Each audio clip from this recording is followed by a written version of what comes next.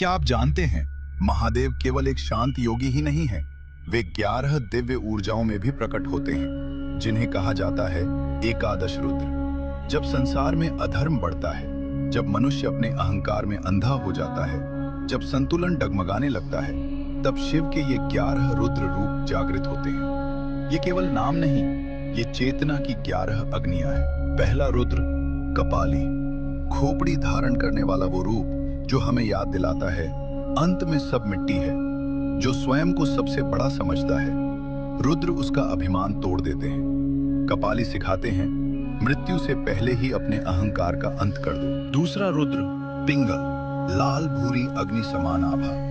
ये रूप दर्शाता है तप, अनुशासन और आंतरिक शक्ति। जब मन भटकता है, पिंगल उसे तप की अग्नि में स्थिर करता है, वही अग्नि जो अशुद्धियों को जला दे। तीसरा रुद्र, भीम, प्रचंड, अजेय, भयावह। ये वो शक्ति है जो अन्याय को सहन नहीं करती। जहां अत्याचार है, वहां भीम का प्रहार निश्चित है। ये रूप बताता है धर्म की रक्षा के लिए कठोर बनना भी आवश्यक है। चौथा रुद्र, विरूपाक्ष, अनेक दृष्टि वाला, जो केवल बाहर नहीं, भीतर भी देखता है।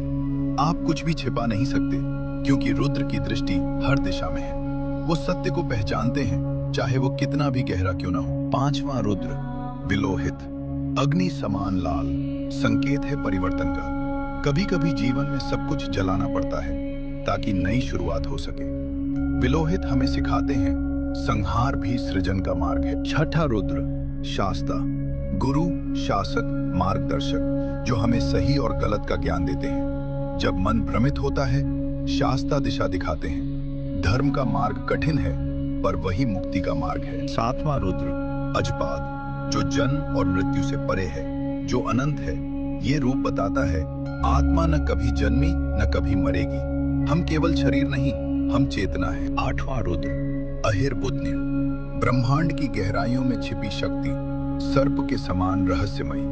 हमारे भीतर भी एक गहराई है जहां हमारी असली शक्ति छिपी है। रुद्र उसे जगाते हैं। नौवां रुद्र, शंभु, शांति, करुणा और आनंद का स्वरूप।